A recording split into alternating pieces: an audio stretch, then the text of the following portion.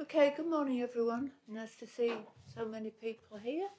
I think because it's the start of a new year, perhaps we could just go around the table and introduce ourselves for new members. Do you want to make a start, Michael? Yeah, I'm Michael Graham. I'm the cabinet member for Regeneration and Economic Growth at Wakefield Council. I am from Eastern. I'm the Prime Minister.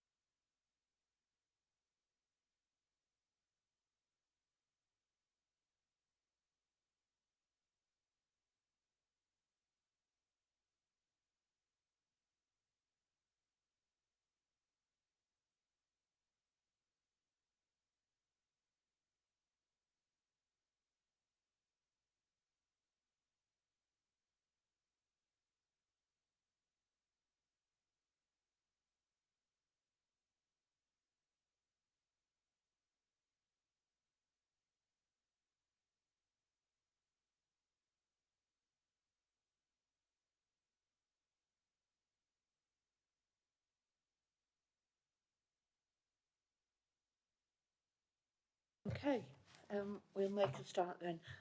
Apologies for absence. Ben, have we got apologies?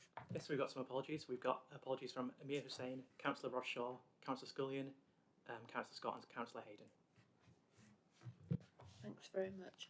And can I draw members' attention to the declaration of disclosable pecuniary interest, if anyone has anyone?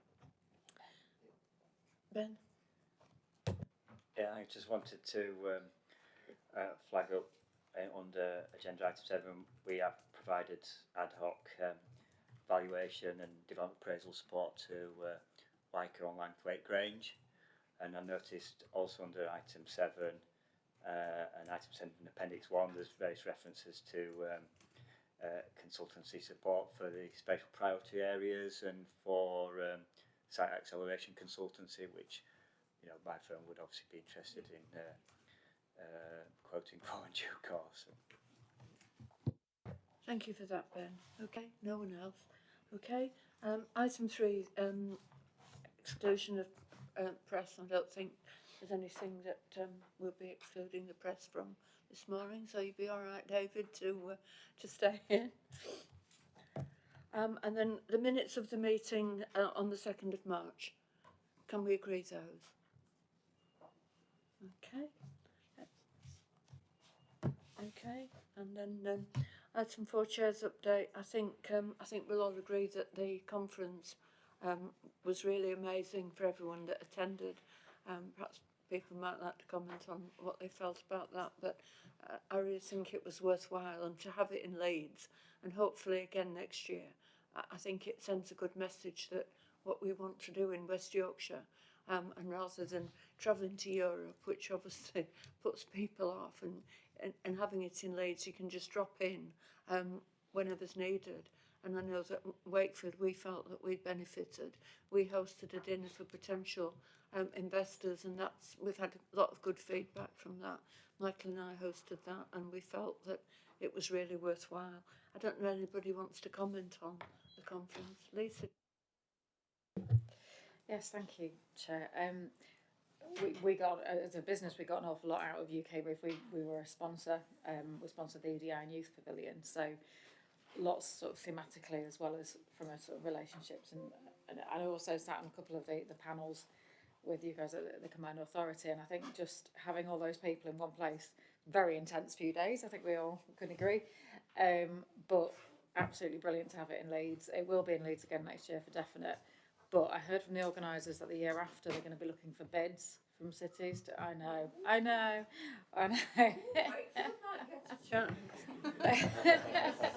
But I would, this is just in passing. I don't whether they actually go ahead and do it. I don't know, but I think just to sort of flag a really good partnership approach would go down well. I think for any potential bid to host it in the future. But you know, it'd be crazy to move it. So you know, it's done so well in Leeds. No worries. Thank you. Yeah, I think from our perspective, it was a great session, a great few days, and the first day in particular. So we started off at Homes England. We started off the morning launching our new strategic plan, which moves us into the space officially of being the Housing and Regeneration Agency. In the middle of the day, we launched the West Yorkshire Strategic Place Partnership together after a really brilliant panel chaired by Lisa.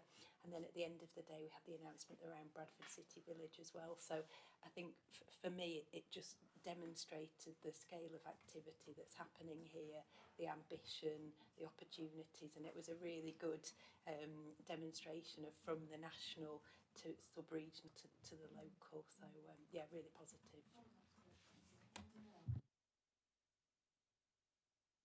So moving on as well, and I do want to thank the committee's input for the successful Safer Parks plan. I think that's gone down really well. I think that's, you know, really beneficial for what the committee have put forward.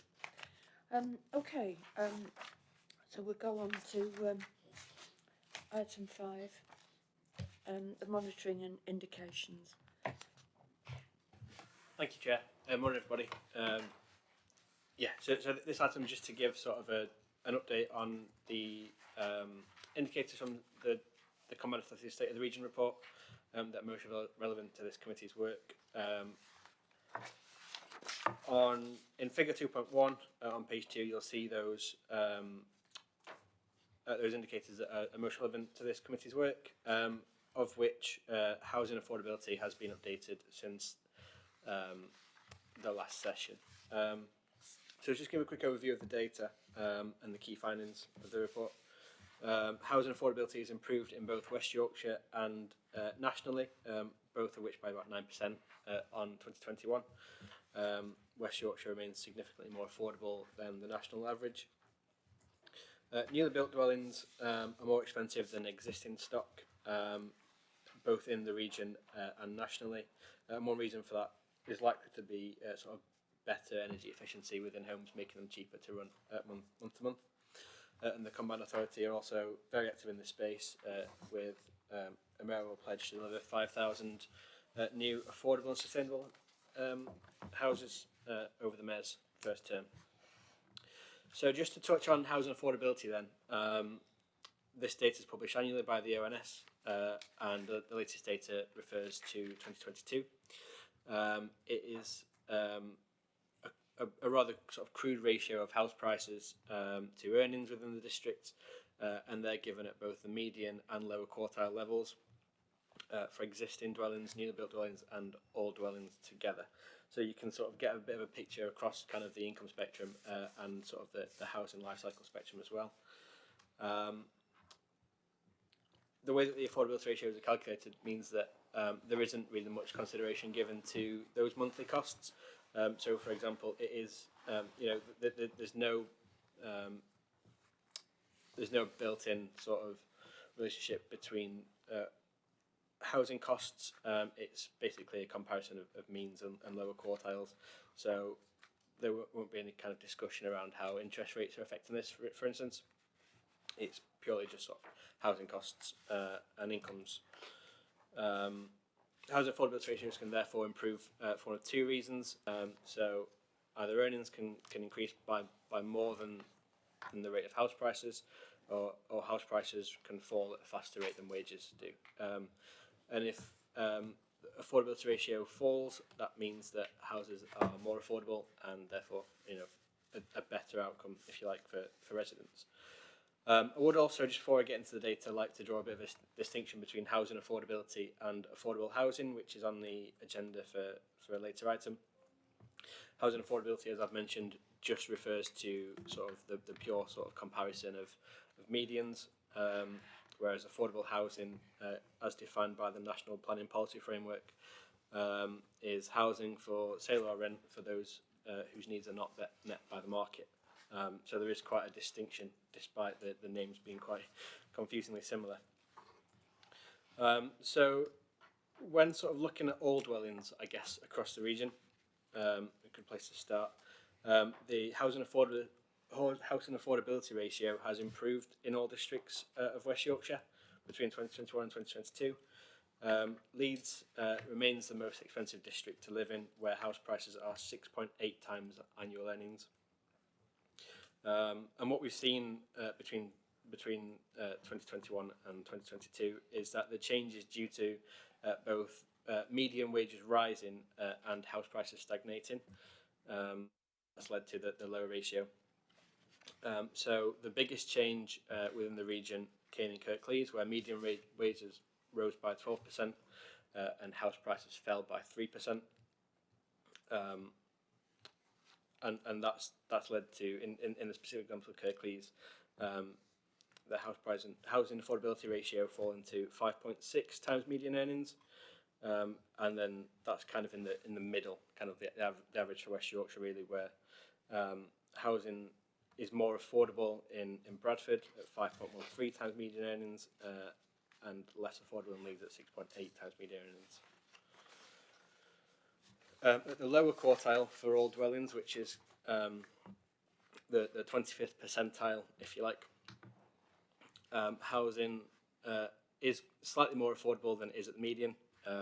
So that ratio falls again to 4.8% in Bradford and 6.6% in Leeds.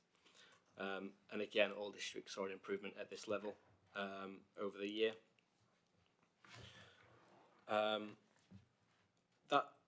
That kind of effect at the lower quartile is more kind of wage driven than it is at the median level. So we've seen house price stagnation against a backdrop of relatively strong wage increases over the year. But it's important to remember the context that that's happened in. So we've seen a lot of wage rises from employers to support people with the increased cost of living. And in fact, the housing picture has improved in a way because other aspects have worsened. So, for example, the interest rate has risen quite sharply in the past year.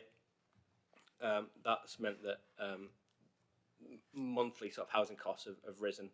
So the supply of housing has outstripped the demand, and then therefore the price has fallen a little bit.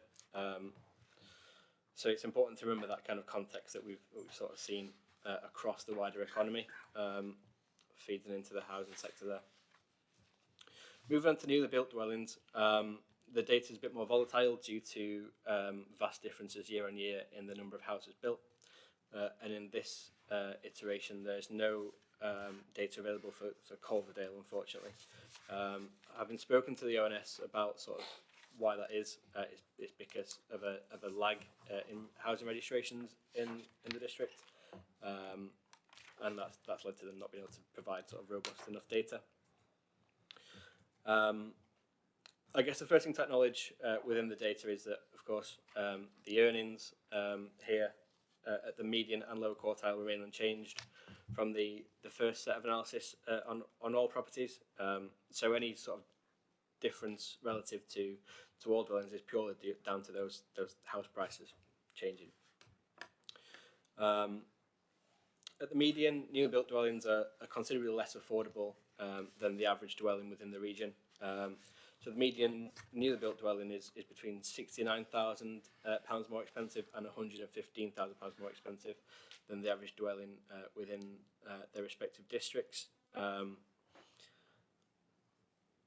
So that leads to sort of, at the median level at least, housing affordability ratios of between 8.1 in Bradford and 9.3 in Kirklees.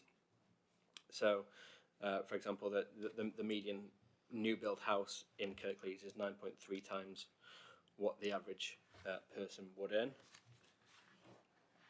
At the lower quartile, affordability is again sort of worse. So the lower quartile new build dwelling is between £80,000 and £113 more expensive than the lower quartile property from each district. And actually, at this sort of level of analysis, we see that in Kirklees, a newly built dwelling is 10 times lower quartile earnings. And again, as we sort of touched on before, that's possibly because these newly built dwellings are significantly sort of more energy efficient, so that the running costs month on month are likely to be lower. Comparing this data in West Yorkshire to the national level, as I mentioned, the trend is sort of on par with what we've seen nationally, but the overall level means that West Yorkshire's a significantly more affordable place to live than the rest of the country. At the median, housing affordability ratio for England is 8.3 times median income, whereas it's 6.8 for West Yorkshire, in the most expensive part of West Yorkshire, sorry. The lower quartile, it's the same kind of story again, where they sort of both follow the same trend, become more affordable, but West Yorkshire remains more affordable overall, with the average affordability ratio at the lower quartile being 7.4 times annual earnings for the country, whereas it's 6.6 in West Yorkshire. In terms of what the Combined Authority are sort of doing on this, the Mayor's pledged to support the delivery of 5,000 affordable and sustainable houses in the region, which recognises this challenge. And also the Combined Authority are working with both public and private sector partners to support the delivery of affordable housing in the region, and has set this as a key objective of the Strategic Place Partnership with Homes England that was launched at UK Reef on the 16th of May. There'll be more information on that in agenda item 6 with Rebecca. So just to touch on a few sort of implications before moving on. When looking at the climate emergency implications, as we mentioned, the new housing stock is typically better insulated and more energy efficient. So being able to get more people into those energy efficient homes is likely to have a positive impact on the environment. On inclusive growth, while we acknowledge that wages have risen and that has had a significant impact on improving housing affordability, in real terms, people are still worse off due to the impacts of the conflict in Ukraine. And that's likely to make home ownership more difficult relative to last year, despite affordability ratios improving. There's also no considerations in this paper about the rental sector, where we have evidence of rents rising by more than 10% in the region.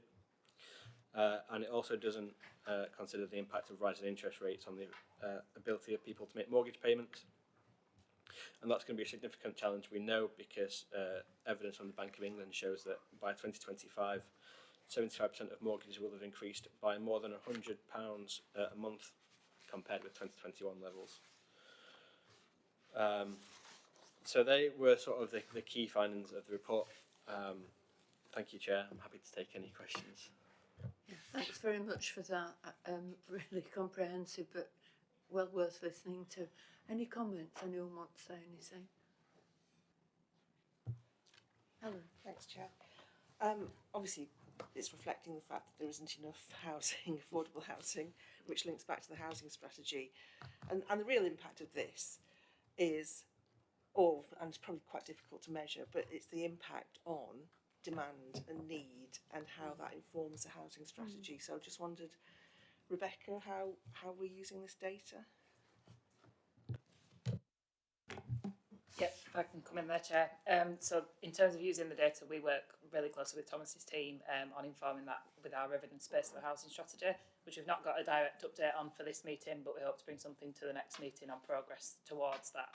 So we've just sort of completed an evidence-based exercise, which brings in things like house price to income ratio into that. But I think what's important, which is something that Thomas said, is that ratio is not fully reflective of affordability, particularly in our region.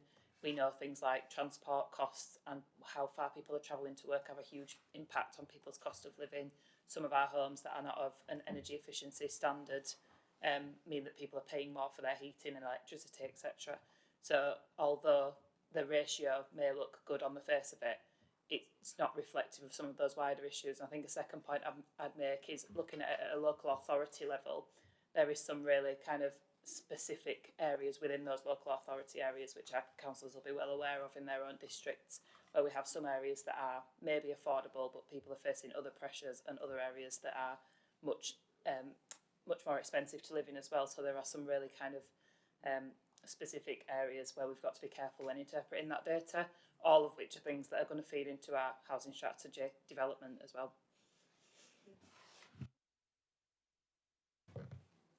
Yes. Hi. So obviously this is talking about houses for people to buy, isn't it? It's sort of buy rather than renting. And I know that private rented sector is a different monitoring, a different indicator. But do we know how many of these houses will?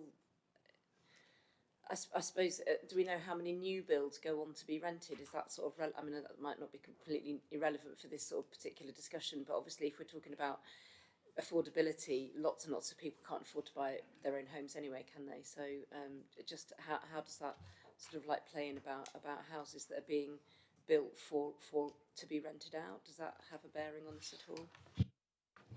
Yeah, absolutely. I mean, I don't have the figures to hand, but I would suspect that it would, and that's something that I can find out for you and come back to you on if that's useful.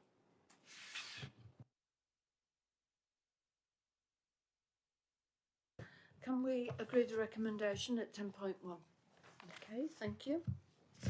And then obviously we're going on now to the item 6, the housing update. Thank you, Chair. So we're going to take this, a couple of us, so I'll cover the first couple of items, then Patricia will update on Brownfield Housing Fund. So this paper is to give the committee an update on progress towards the Mayor's pledge to deliver 5,000 affordable, sustainable homes, and also a bit of a summary of where we are with the Strategic Place Partnership and our revenue funding programmes as well. So just to start with, in terms of the in section 2.3, we've provided a graph which shows the housing delivery trends for West Yorkshire, and we've gone back to 2017-18 to give a bit of context. So I just wanted to be clear on this graph that for 2021-22, those figures are national figures that we've got from the Department of Levelling Up Housing, Housing and I've forgotten the last communities, I think it is. Anyway, so those figures are published. D-Look, yeah, it's easier. Those figures are published.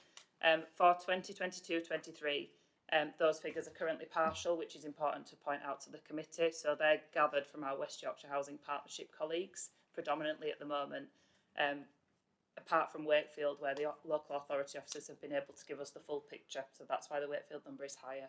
So for example, in Leeds, the graph shows about 200 homes, but the team are telling us it's actually around 578 in Leeds. So take that figure as a bit of a work in progress, I think is what we want to point out to the committee, and we expect that will increase as national figures are gathered.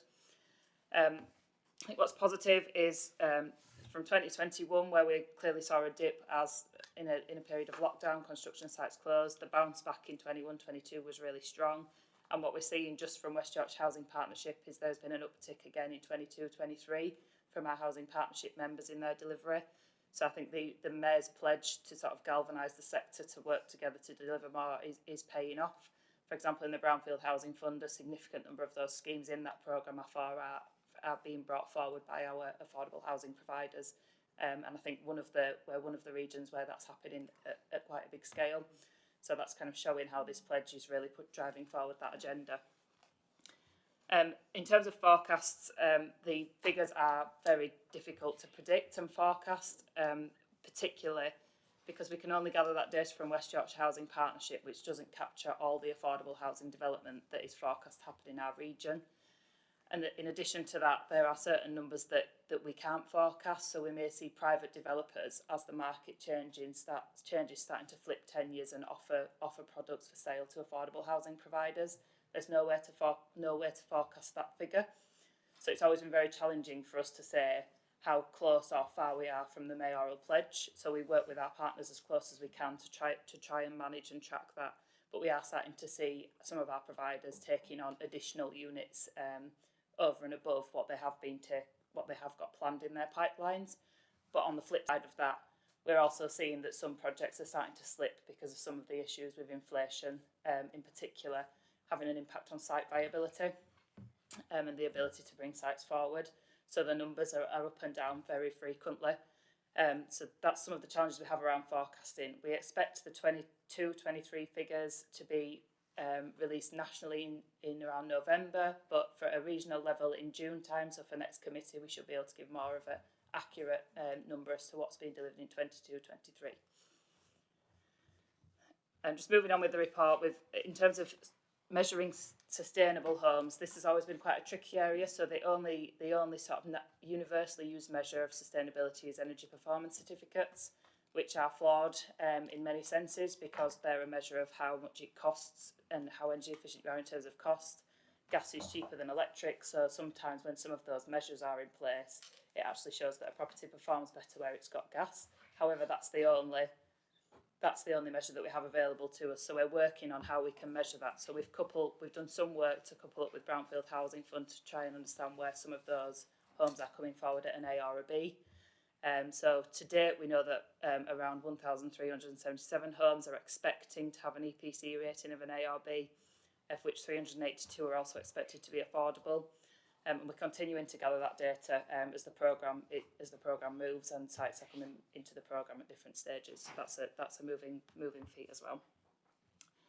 I think we've touched quite a lot on the Strategic Place Partnership through the UK Reef discussion, so I won't say much more on that, other than just to update the committee that the Strategic Place Partnership Board met on the 25th of April in the run-up to UK Reef. That's chaired by the Mayor, and Councillor Scullion attended on behalf of Councillor Jeffrey at that meeting, and it was really sort of positive in terms of setting the direction around those three strategic objectives, which are focused on our key project areas, affordable housing and sustainability. And we've now got a team of officers working together on what the delivery plan around those are. So again, at the next committee meeting in August, we'll be able to give a further update against some of the key milestones against those objectives. And then the next part of the report I'll take together is the current Housing Revenue Fund and the work we're doing to develop its successor programme, the Housing Accelerator Fund. So our Housing Revenue Fund, we've previously updated committee that fund came to a close at the end of March. That fund has provided revenue support to our local authorities to support with capacity and resource building and funding to do feasibility, viability testing, etc. of various sites. I think really importantly, what that did was demonstrate to Homes England that we have a credible pipeline in West Yorkshire that they felt that they were able to sign up to a strategic place partnership with us on. And that's really informed what those focus areas are for us. So the report does detail some examples of projects that we've worked on, and there's been really good examples where we've been able to take projects to market. We've also supported our local authorities in procuring developer partners. Bradford City Village was a good example of that. For some of the work that the Revenue Fund supported, helped Bradford Council to bring English Cities Fund on board as their developer partner. We've done similar work in Calderdale with colleagues as well, and some similar work in Wakefield. So there's a wealth of projects where we've worked with partners. As that project has come to a close, that funding was devolved to us from government and had a time frame attached to it. We're now working on the business case for the Housing Accelerator Fund, which will be the successor programme. So the section of the report sort of details where we are with that. We're aiming to have the business case submitted through assurance in July for approval at full combined authority in September. So that programme will largely do similar types of work, but we'll have more of a focus around those strategic place priority areas. But also one of the areas that we're looking at is our public sector controlled areas of land and how we can use that to influence some of our strategic objectives as a collective. But also building on that work around regional and local capacity building, recognising some of the pressures that our local authorities are under as well. So I think that's the main update from my side. I'm going to hand on to Patricia to give an update on Brownfield Housing Fund. Thank you. Committee be aware that Brownfield Housing Fund is an 89 million allocation received from government to bring forward developments on brownfield sites that wouldn't normally come forward due to market failure.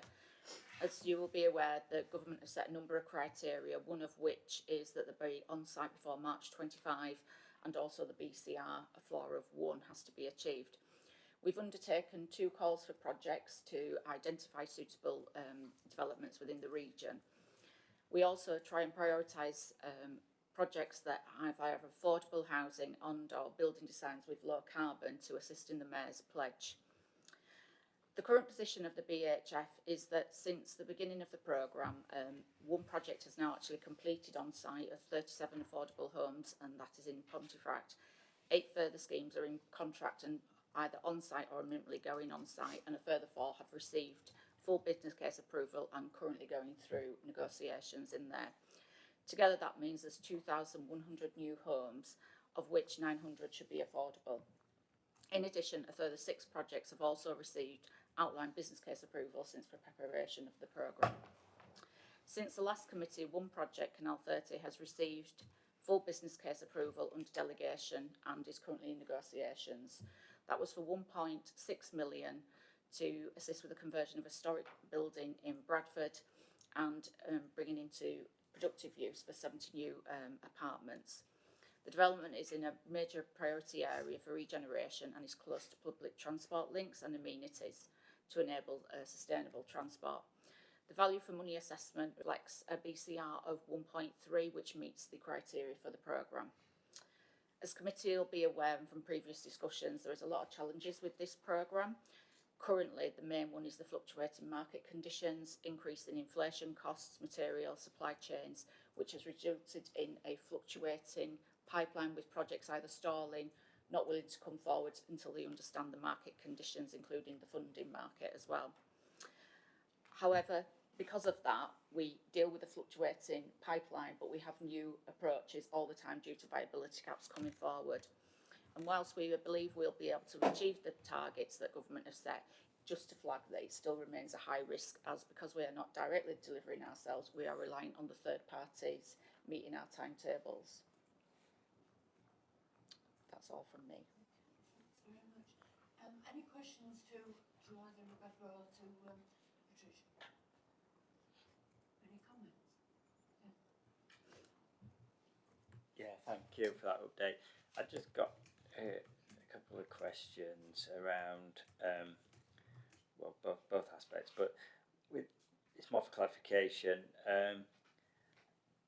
I think in terms of the Housing Accelerator Fund, do you know sort of what kind of scale you're talking about in terms of business case? And I wasn't. Can you clarify how that relates to the new SPP? Is it one and the same thing that we're actually talking about here, or are they two different things?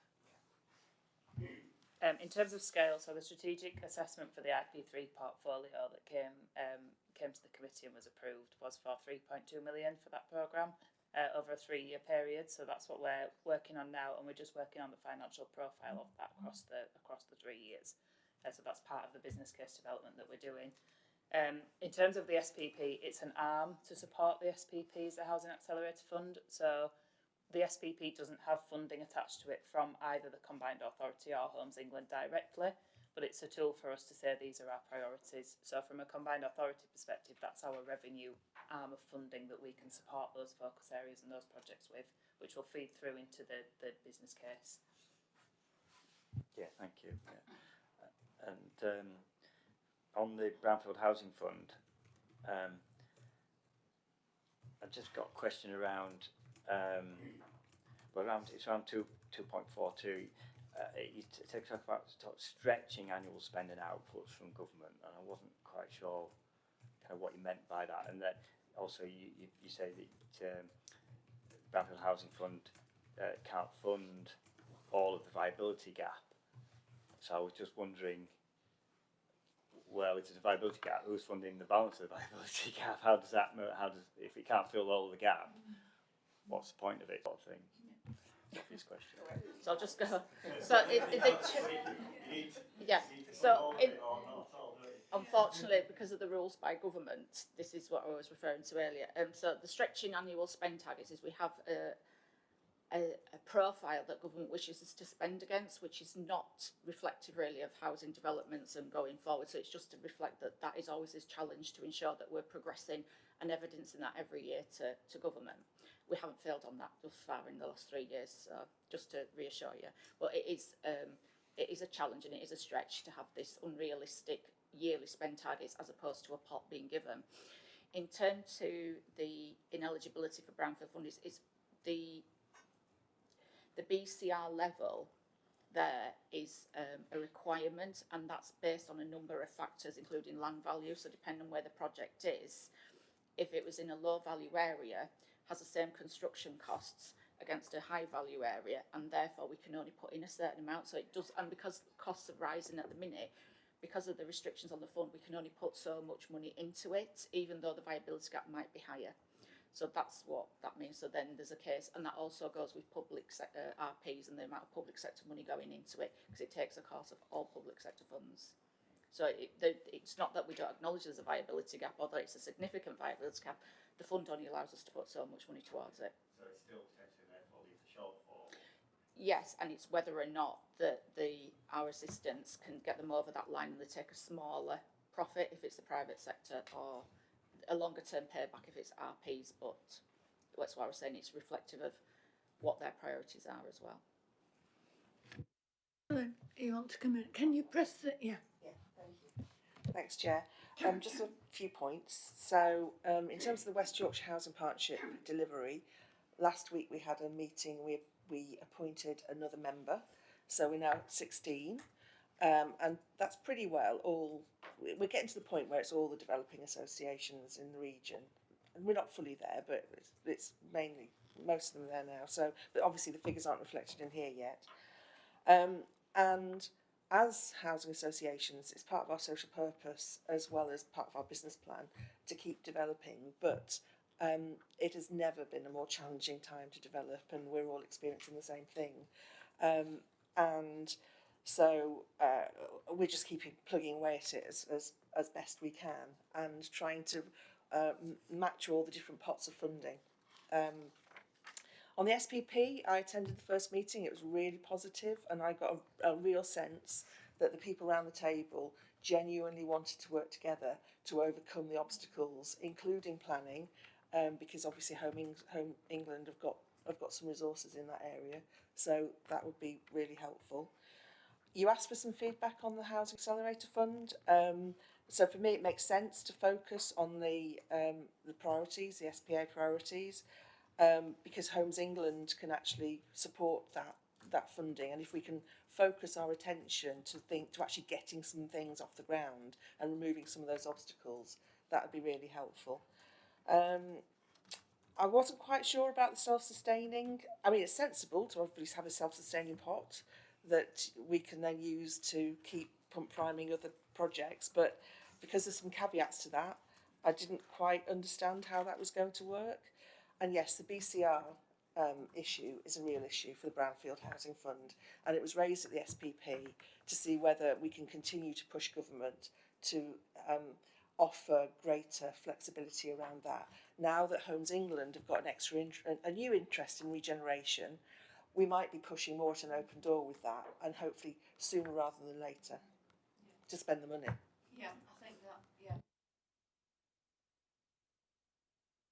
Yeah, thanks, Helen. They're really helpful comments. Just on the, particularly just on the self-sustaining element, I think it's an ambition. There's been some projects through Housing Revenue Fund where we've funded sale of a site which has generated a positive capital receipt. So it would be about getting some of that money back to come back into a central pot so we can keep doing and accelerating through that. However, we do recognise some of the projects that we fund are capacity building, are sort of quite high level indicative master planning work where it wouldn't necessarily be appropriate. So that's the reference to the case by case basis, and we work with our local authority officers on that as well. So I think it's a work in progress as to how that will sort of play out across the programme. But it's something that we're keen on exploring further, and it's something that we didn't do with Housing Revenue Fund or maximise as at all really, where we potentially could have done. Steve. Hi, yeah, just a point of clarification. We mentioned about the EPC. Does that include if there's anything done sort of smart homes side? Does it include tech, or is it just insulation and those sort of, the fabric, the performance of the fabric of the building? I'm probably not the best person to answer that, so I'll go back to our colleague Noel, who's sort of head of that area. But my understanding is that it's predominantly the fabric, but it does capture and sort of the efficiency of boilers, etc. as well. But I think there is limitations to it. That's one of the things. Some of the newer smart tech I don't think is captured, but I'm not an expert on that, Stephen, so I can talk to colleagues and come back to you. I think it's worth just getting on, having in as mind, because I know that there is an increase in sales in a lot of those sort of smart home measures, you know, thermostatically controlled valves and all of that sort of stuff, which would, if it's not on the radar by EPC alone, would probably be missed to show people are making an effort and will be making a saving as a result.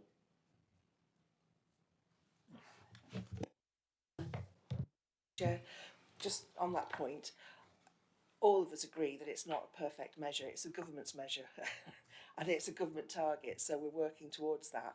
But in the partnership, we are looking at how we can create a more effective measure for us in terms of our delivery. But obviously, these kind of things are what the government measures.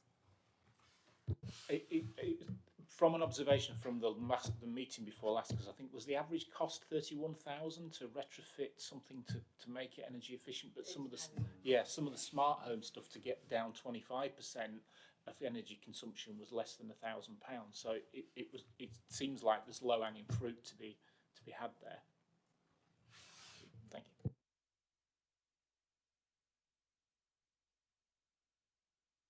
Yeah, thank you.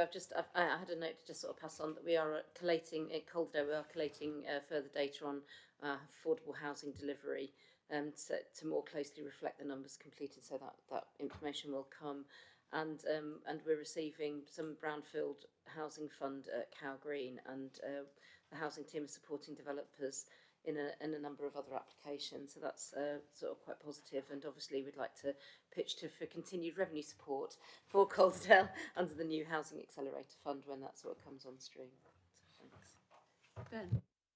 Yeah, I just wanted to sort of echo what Helen said about the BCR not being quite so relevant. I think BCR is a useful tool for government when they talk about programmes and policy level decisions and allocations at project level.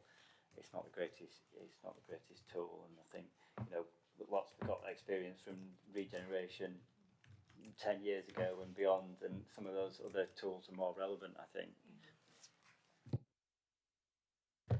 Thank you. Anyone else? Okay. Thank you very much for the reports, both of you. Can we agree with the recommendations set out in 10.1? Okay, thank you. On to item 7. Hannah, you're going to take us through this one. Thank you, Chair. So I'm here to update you on the ongoing work that we've been doing in relation to strategic sites. These are varied work streams that are being developed and managed concurrently to ensure that links are drawn between them and that the value is maximised in supporting our objectives and those of our partners. The report covers 4 work streams, so I'm just going to briefly summarise these now. With the SPA delivery models, so those SPAs are spatial priority areas, and they've been agreed as the strategic and spatial focus for investment activity with all our partners. There's a strong link with them across all the strategic sites work streams, as well as across housing activity and in particular to the SPP. We've secured development funding through the recently approved IP3 portfolio strategic assessment, and we are looking to develop or secure a partner to support us in developing bespoke delivery models for some of the SBAs across West Yorkshire. Previously, work across the SBAs has been thematic, and what we're looking now is a holistic delivery approach to individual SBAs. The initial development work will support further business case development and the potential to build capacity or leverage in further funding. The Langthwaite site is it's an enterprise zone and sits within Langthwaite Grange Extension and South Kirby Extension SPA, so it is within an SPA area as well. The Combined Authority own the site, and we're progressing with works to unlock it for future development. The project follows on from a previously paused scheme, and as progress was made at that time with planning approvals, we are now able to progress at pace. In May, a full business case was submitted to the CA's assurance framework to unlock just over 11 million in funding. This is to deliver the access road linking the site to Onward Way, and creation of development platforms with services and balancing ponds. Once prepared, it's expected that the development plots would be sold and a capital receipt generated for the CA. This site is actually linked to the CoStar bid.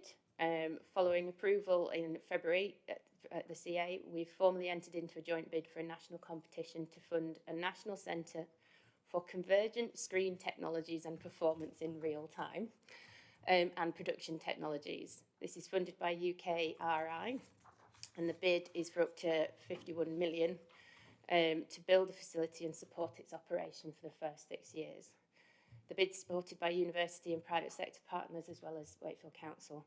And if successful, it's expected that the Innovation Hub would attract further investment to the area from creative industries, increasing opportunities for people across West Yorkshire to pursue careers and skills development in the culture and creative sector. And that's closely aligned to the Lanthwaite Site Works project, which is being proposed because CoStar would be proposed to be on the Lanthwaite site. And because CoStar is required for the site to be available by October 2024, that's driving the programme for the Lanthwaite site itself, although we are committed to do those works. So there is a link, but they're not exclusive. Moving on, we have the West Yorkshire Investment Zone work. So this was announced in the spring budget. Investment zones seek to harness existing strengths in key sectors to drive productivity and innovation. West Yorkshire was successful in securing an IZ for the region, and there's a potential funding pot of 80 million, which can be spent across various incentives from fiscal tax breaks and capital projects, as well as some revenue funding opportunities to increase capacity. And the CA is leading on the development of the IZ in partnership with the 5 local authorities, universities and private sectors, businesses. We're in the process of agreeing the sectoral focus and the geography with partners to be signed off by DLUC. The next steps then will be on governance and interventions. The overall programme is very tight. The government are seeking agreement of draft proposals by the autumn and for this to be rolled out in the early part of 24-25. And the design of the IZ is being developed with the support of DLUC, who are helping to facilitate us meeting these tight timescales. And then moving on, we have the Employment Land Acceleration Fund, which is again part of the IP3 portfolio strategic assessment that was given approval in March. The programme's aim is to give a targeted approach to employment land acceleration across West Yorkshire. A business justification case has been submitted in May, and it's in the assurance process with a view to securing sign-off in July. In tandem with this, we are looking at progressing procurement to secure consultancy support. The next steps that we're doing are to develop a long list of employment sites through consultation with partners and use a prioritisation methodology to shortlist these for further investigation or support, and then start to progress with acceleration activity. The prioritisation methodology was appended to the paper for comments and feedback. It has been consulted on and amended through engagement with partners.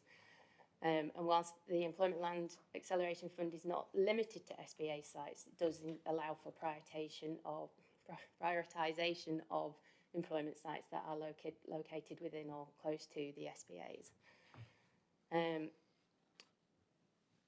So the majority of the report is really just to update committee on the activity associated with strategic sites that we've been undertaking, but I am requesting specific feedback on that methodology that's appended. And so has anyone got any questions? I'd be grateful. Thank you. Thanks very much.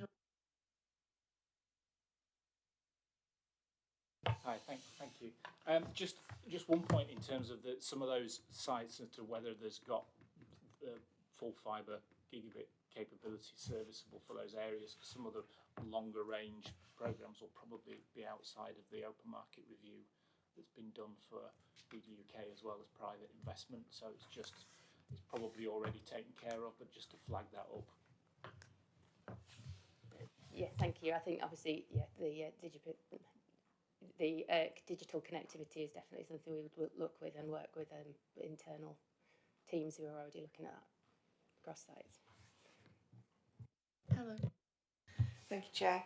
Just on the Lanthwaite, and this question might be coming from ignorance here, so forgive me if it is, but it took 3 years from outline business case to full business case, and I just wondered if there were any lessons from that.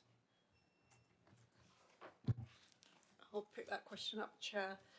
So the original outline business case was funded through the Growth Deal programme.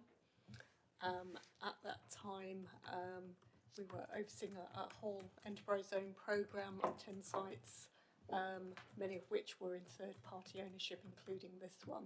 So the focus during the lifetime of that funding, which ended, I think, in March 2020 or 21, our priority for this site, it made sense to acquire it and put it into our ownership.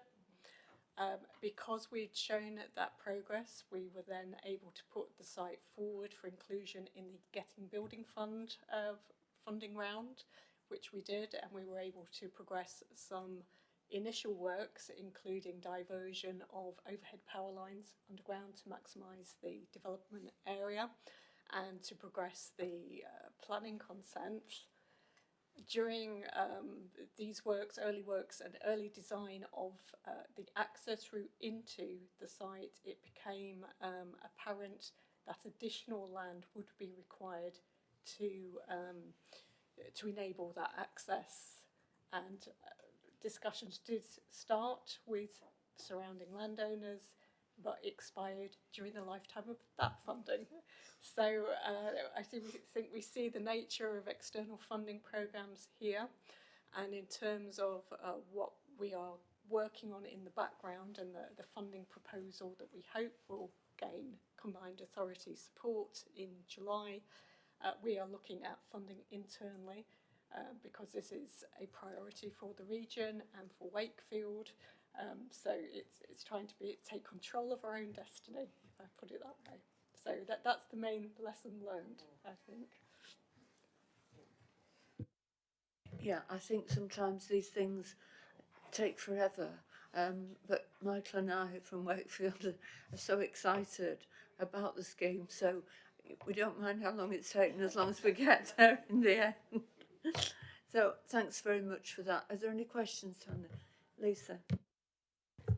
Thank you. Yeah, just a word about the methodology. I was just having a look at the criteria that's set out there, and I just wanted to sort of flag up about location.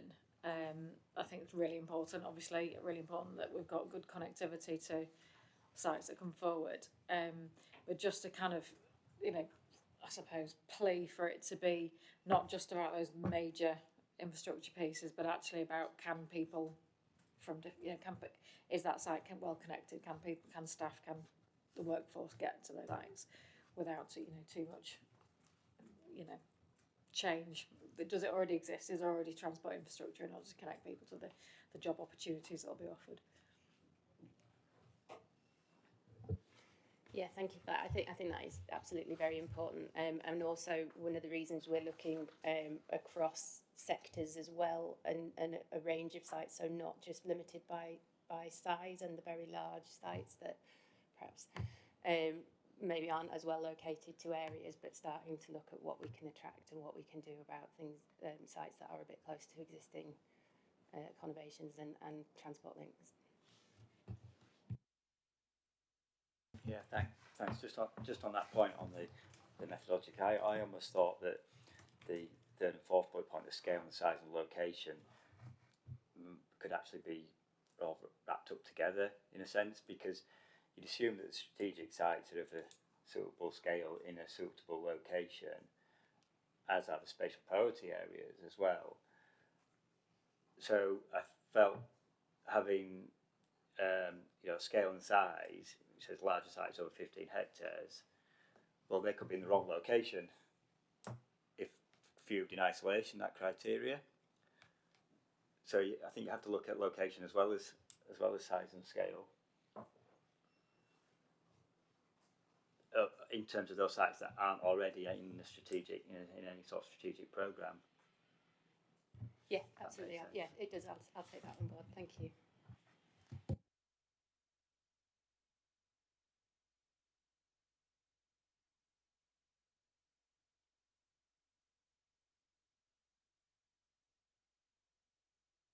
End of the formal meeting. Thanks very much, everyone. I think we're having a closed item next, so I think it's time to say goodbye, David. But lovely to see you.